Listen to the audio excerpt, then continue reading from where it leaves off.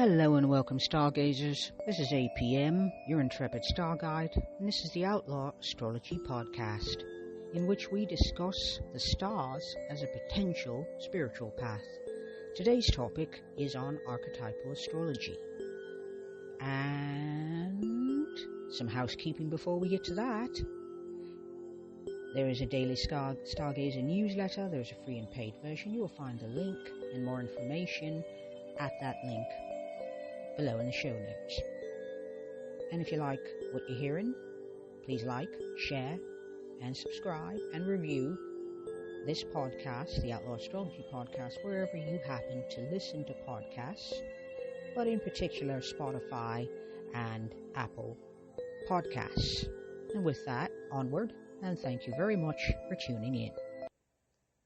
Okay, so today we're going to be talking about the social planets Jupiter and Saturn as archetypes.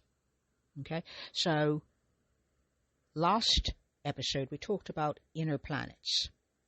And the inner planets we're talking about Sun, Moon, Mercury, Venus, all the way to Mars. And one of the archetypes that I'm currently working with, because I have an archetypal deck, which is really, it's gorgeous, it's amazing. And I'm working with Uranus and Neptune in particular. But one of my favorite archetypes to work with is Mercury energy.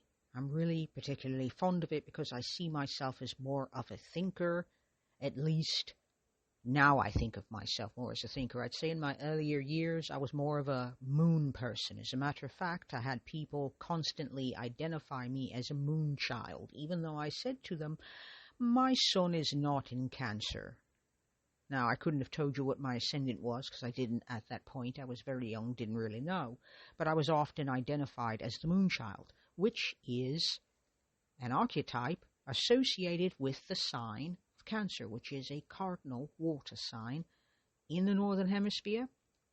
Marks that summer solstice. In the southern hemisphere, it marks the winter solstice. Okay, so that energy between, Mercury, between moon, which is safety needs, and how you nurture yourself, and the thinker, how you think, the narrative you tell about life, the storyteller, that's another archetype associated with Mercury, and I see those archetypes very neatly laid out in my own chart.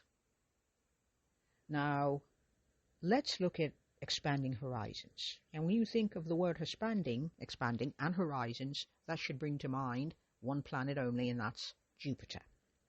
Now, Jupiter is about growth, expansion, enlightenment, wisdom, and it's also the sage, the mentor type energy. Some even call it the guru planet, but since I do not believe in gurus, I don't use it. So we have a Jupiter-Saturn connection as of recently. So just a few days ago, Jupiter and Saturn, and they'd still be, because they move very slowly, they have a tendency to hang around and talk to each other for far longer than other planets. So like Sun, Moon, Mercury, and Venus move a lot faster, and so their conversations tend to be briefer.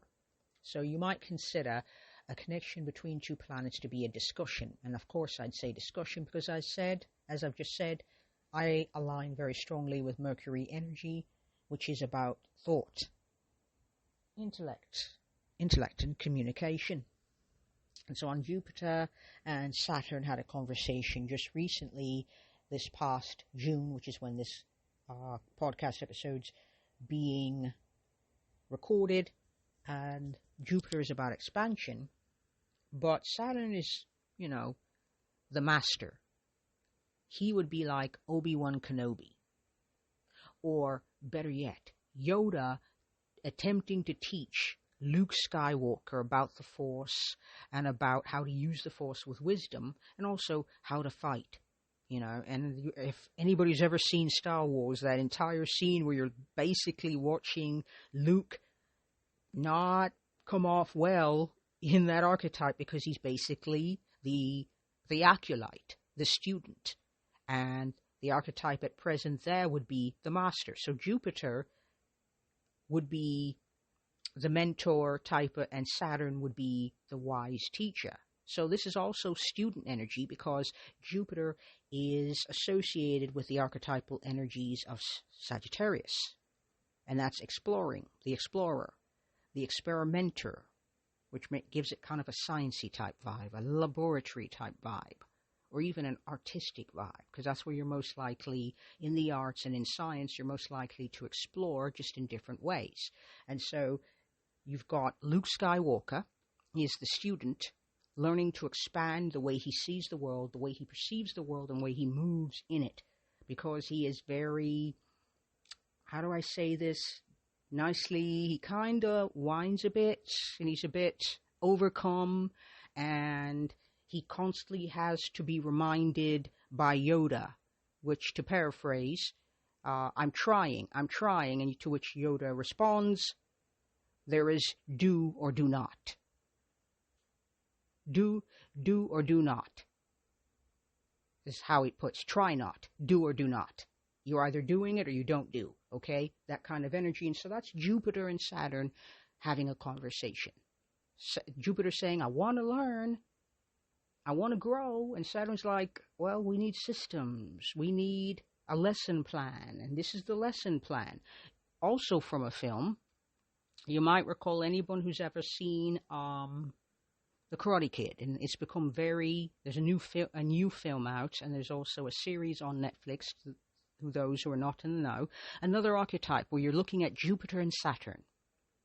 You're looking at Jupiter, Ralph Macchio playing our acolyte, learning and studying under the tutelage of his teacher, his sensei, played by, I'm trying to remember the actor and it's just not coming to me. I am having a really spacey day. I am sorry, star people, but I am. And so his character is the student. He's like Luke Skywalker there, and then his teacher. And the teacher has him waxing on, waxing off, so polishing cars. So basically doing chores, household chores. And he's like, hey, man, I am here to learn how to defend myself, how to protect myself, how to do this. And you've got me doing household chores? Why am I here?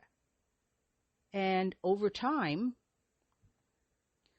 our hero, which is another archetype, because the protagonist in The Karate Kid is also our hero.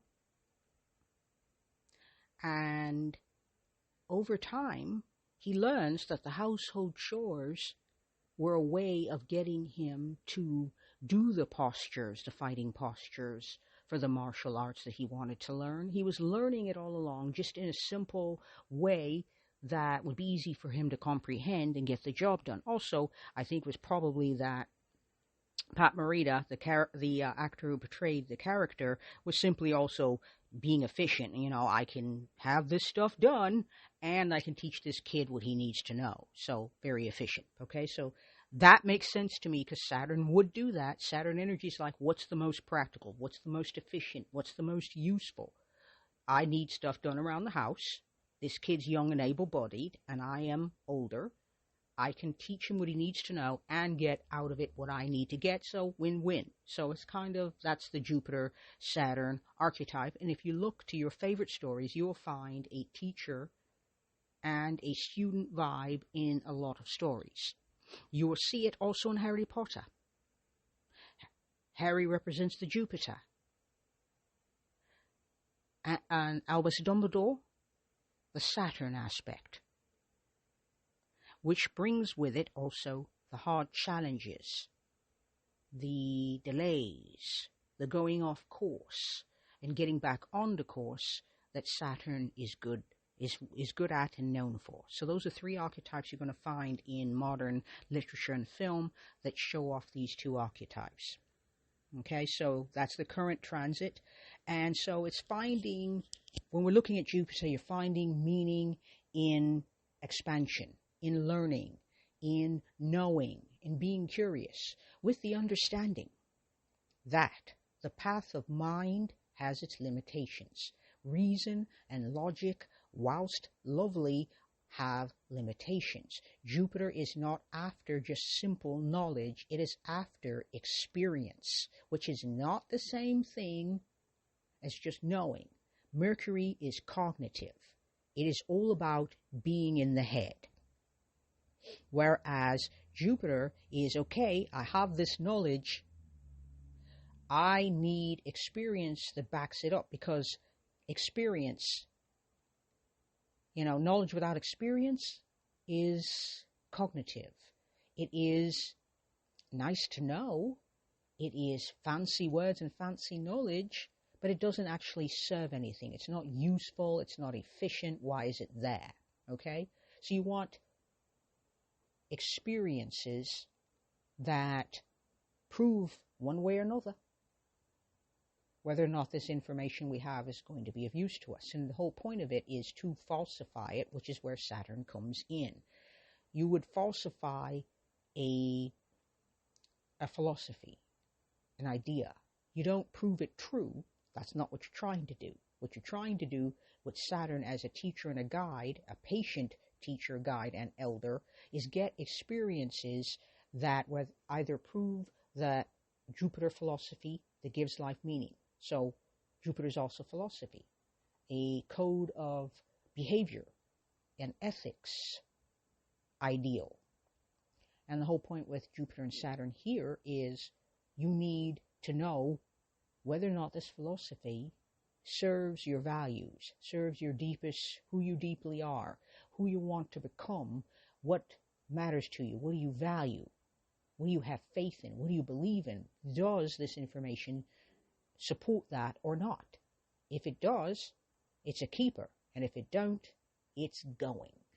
There's no point in keeping information that isn't supported by your experiences. Your felt experience is the most important thing, because it's the only way you're going to know if anything is true at all.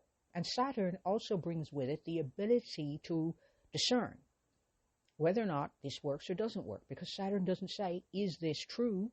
It says, okay, it could be true. However, let's falsify it. Falsifying it is the way scientific research is actually done. It does not try to prove a hypothesis or theory correct. It tries to disprove it. Whereas us personally, we tend to try to prove something. So if we say, I am a kind person,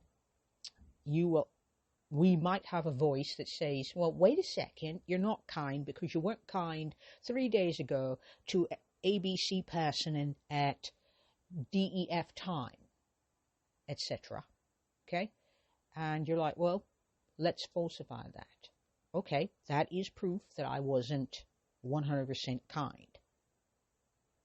That is proof, but you can't just take one data point. You need a pattern. And Saturn would be all about, wait a second, we're going to need a bit more information here before we start making decisions. So Jupiter is also a planet. It's a big planet.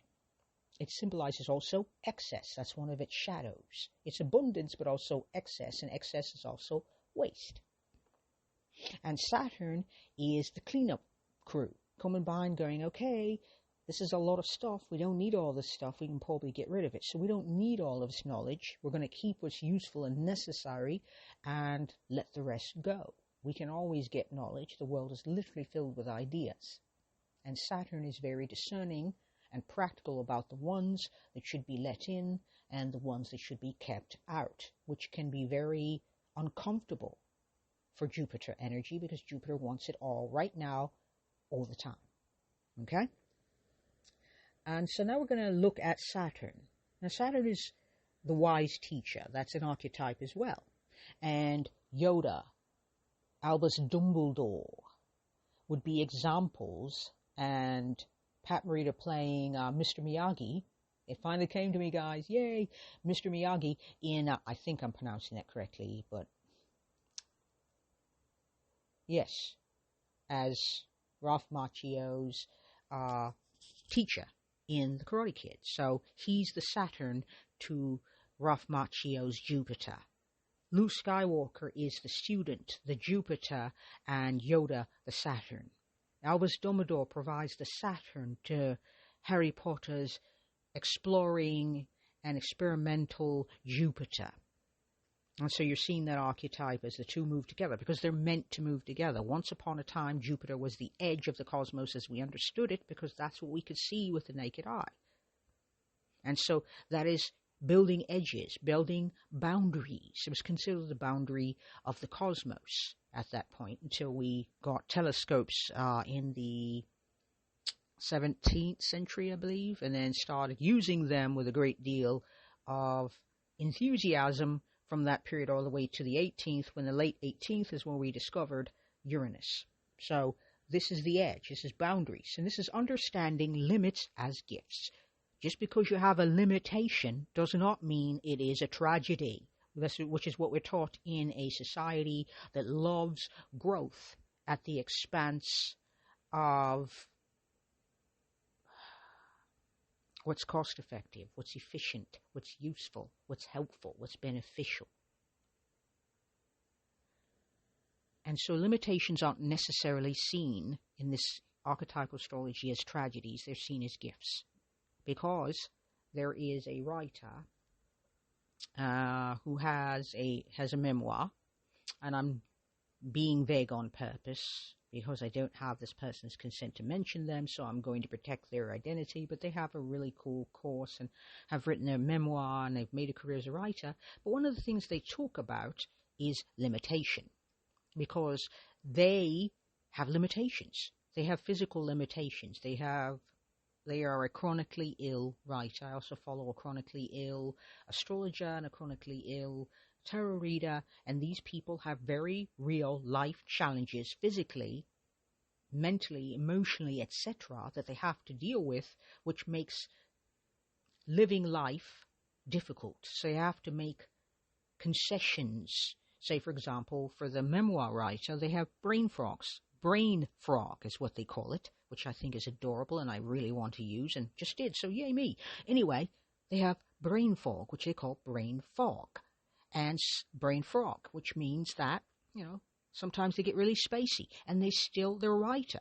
That means, okay, I've got to find a way to write when my brain and my nervous system, my brain and nervous system don't want to cooperate. Or their body doesn't want to sit in one spot.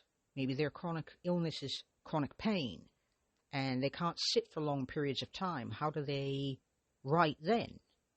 That's Saturn embracing limitation, because here's the thing about limitation. Limitation makes people increasingly resourceful. When you don't have everything and every resource, you have an internal impetus which is Mars, to find a way to make use of what you've got. For example, if anybody does tarot, there's a deck called the Deviant Moon Tarot. And there is the Page of Pentacles. And the Page of Pentacles appears to be standing in what looks like a junkyard. And they're taking off all the junk and replacing parts on themselves because they're slightly mechanical. It's got a steampunky type vibe. And they're using those parts they find to replace parts onto themselves. And so that's that Saturn energy also. It's an industriousness. That's what Saturn brings to any chart. It's an industriousness. Okay? These are limitations. So when Yoda is teaching Luke Skywalker, he has to be very much aware of what Luke can do and what he can't do. What he is capable of now and what he isn't. He can't just consider, okay, he's young and he's healthy, he can keep up. He has to consider, okay, he doesn't have a lot of confidence in himself. He tends to be self-effacing, a bit down on himself. He's also not filled to the brim with a great deal of discipline, which I'm going to have to instill, because Saturn is also about discipline. Harry Potter fares better because he's in a stricter, more traditional learning environment meant to provide training wheels so that young wizards are able to explore magic but do so safely. And so we've got Dumbledore standing at the top of the system that allows Harry Potter to be able to learn and explore and experiment and figure out what he's good at, and more to the point, what he's not good at, because Saturn is also like, well, you can't be good at everything. Jupiter is like, I want to be good at everything, and Saturn's like, that's not going to happen. And so it's also providing a groundedness, a practicality. It's also an objective, because objectives are necessary. Why? Because if you know that you're an artist, then you are going to say yes to certain things and no to other things. So I am an artist. I make art, which means I'm not going to be hanging out in the streets until sundown when my painting supplies and my studio are sitting gathering dust, and and the light and the shadows are having an enjoyable time in there, but I'm not, because I'm outside hanging around. I'm not suggesting that we should work without any rest. I believe rest is necessary, but Saturn says we have to put in the time in our studio if we have any chance of being better, which means we can't have all the things and do all the things. And that's why limitations have a tendency to be seen as setbacks and negative, in the negative light, but really there are opportunities to be creative. Now, I'm not suggesting that every limitation makes you creative. I'm simply suggesting that some of them do. Okay? And so that's what Saturn provides. Saturn provides grounded practicality. It says you have a goal, focus on it, but you're going to need to put in the effort, which means you're going to have to say no to things that sometimes you're going to want to say yes to, which means you're going to be in the studio. You can't be hanging around having drinks with the mates. If you want to be a good musician, you can't be hanging around in the streets with your mates until the lights turn on, until the street lamps go on at night. You can't. If you want to be a good dancer, you have to spend time in the dance studio as opposed to hanging around with all your mates running around the neighborhood like I used to do when I was a child until the lights went on. Okay? Saturn is saying it's a harsh taskmaster, but it's saying if you want this, you're going to need discipline, you're going to need focus, and some of the time you're going to need to make sacrifices and hard choices, because sacrifice is another keyword associated with the wise teacher archetype and the taskmaster archetype that is Saturn. Now, when we're looking at a connection between Jupiter and Saturn, these energies are push-pull energies, as I've just stated. The current cycle is Jupiter square Saturn. I didn't say square because not as important, but I'm going to say it now because this is archetypal energy. This is where I differ from traditional archetypal astrology, which Richard Tarnas has popularized and other astrologers have taken up. So there's less of a focus on dignities, less of a focus on the chart ruler. That's where I differ. I focus on the chart ruler in my archetypal astrology. I do see Jupiter square Saturn as archetypal energy. I like a little extra layer of detail. And so let's explore square. Now, what most people don't recall or don't know is that square energy is akin to Mars. When astrology was in its nascent form, its infancy, when it was just a child, I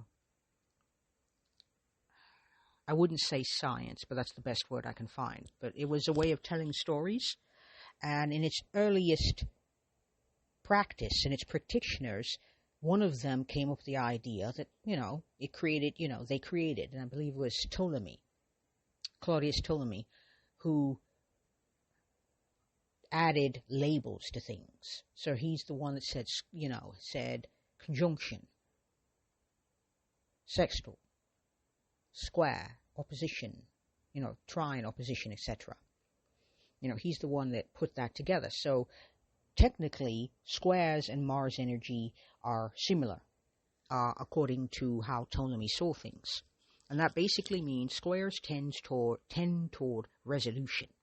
Mars energy tends toward resolution because it's motivated by something, and it's usually it wants something. And a lack of something is not a tragedy. Okay, we live in a culture that says if you don't have that thing, the just world universe fallacy tells you that, well, obviously you don't deserve it, otherwise you'd have it. That's just nonsense. That's literally nonsense. Um, but Saturn, when we talk about Saturn, the square energy, it's looking to resolution. You got a problem, you're looking for a solution. You're creative problem solving. You are creative troubleshooting. That's another word for this, for a square. Troubleshooting, problem solving, etc. Being creative. You've got a limitation or an obstacle because Mars is about getting over obstacles. And so you've got an obstacle that you need to get over and requires a resolution. That's the motivation, a desire to get something, but something is blocking you. That is Mars energy. That is a square. So you've got Jupiter, expansion, and Saturn, discipline or limitation. So expansion and limitation coming together. Jupiter is saying, I want to learn. And Saturn's saying, okay, what do you want to learn? And Jupiter's like, I don't know. Saturn's like, I can't help you. You literally can't learn something if you don't know what it is you want to learn. So that's the first obstacle, figuring out what you want to know. The second obstacle, after you figure out what you want to know, you're going to need to know, okay, what stops me? What are the obstacles to knowing this? To knowing what I want to know. Also, boundaries. Because boundaries is another word for boundaries is also being discerning. Okay, I'm going to have to make some sacrifices. I'm going to have to make some choices, some decisions. The word decision, by the way, comes from a word which means to cut, which is why going back to Tarot, which will be a series in future of this podcast, in future episodes of this podcast, but to cut, that's what the swords in Tarot are about. That's the archetype of cutting and what it looks like writ large via the Rider-Waite-Smith, for example, in Tarot. And so now you got to make a choice. What sacrifices are you going to make in order to learn this thing? You're going to need time, which means you can't do these things over here if your focus is to learn this thing. You're going to need time and a dedicated time. And you're going to need structure. How am I going to learn this thing? You can't do it willy-nilly or you'll never learn it. So Saturn is providing the systems and the structures that would allow Jupiter growth and expansion, because you cannot grow. For example, we're growing a company, okay? You can't grow a company without a plan. I mean, you could, and usually most people do, but if you want that growth to be sustainable growth, because that's what Saturn's saying. Saturn's saying to Jupiter, if you want sustained growth, we don't want it to be blind, chaotic growth, willy-nilly, pell-mell growth. We want it to be sustained growth that results in something stable and sustainable and scalable that will stand the test for a bit, that will hang around without having too many tower moments. Okay? That's another archetype, by the way.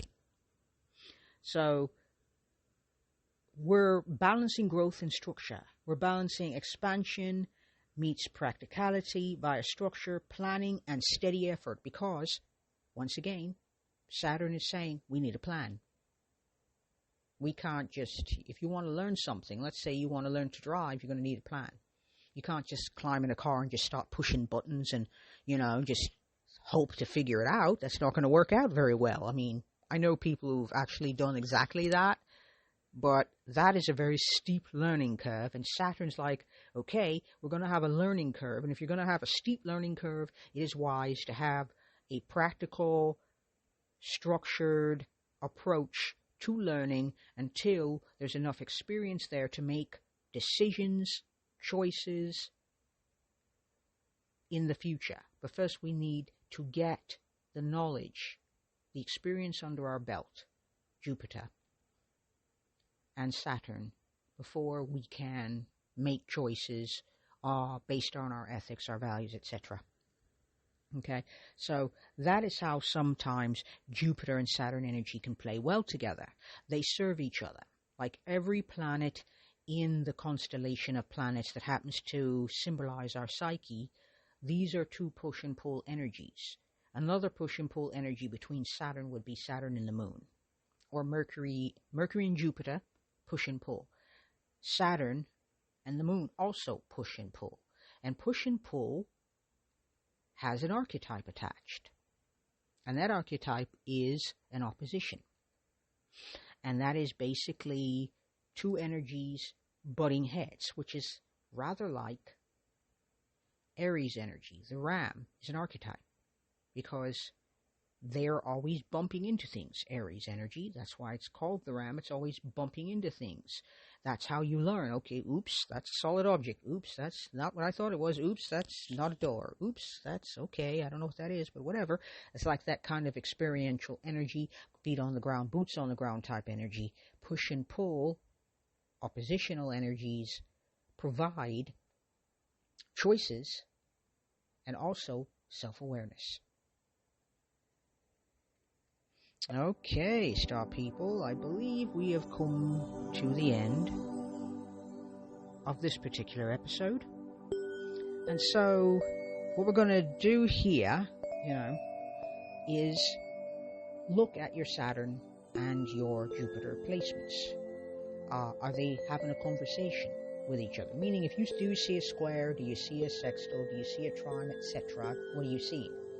Do not consider house placement. Do not consider what sign it's in, just merely look at Jupiter and Saturn. Are they talking? If they're not talking to each other, then look to see if the planets that rule either are in a conversation, and interact with that, because those will tell you how your Jupiter and your Saturn are having a conversation with each other in the chart, and that will better help you understand you better, and understand you better will allow you to make choices more in alignment with who you are, because that is the best way, in my opinion, to live and navigate in the world. And with that being said, the next episode will be about outer planets. And I love outer planets. We're going to call it Outer Planet Magic and Archetypal Astrology. So, thank you very much for tuning in and being here with you. I appreciate you. And until next time, may you keep your feet on the ground and your eyes to the stars. Peace and astro magic.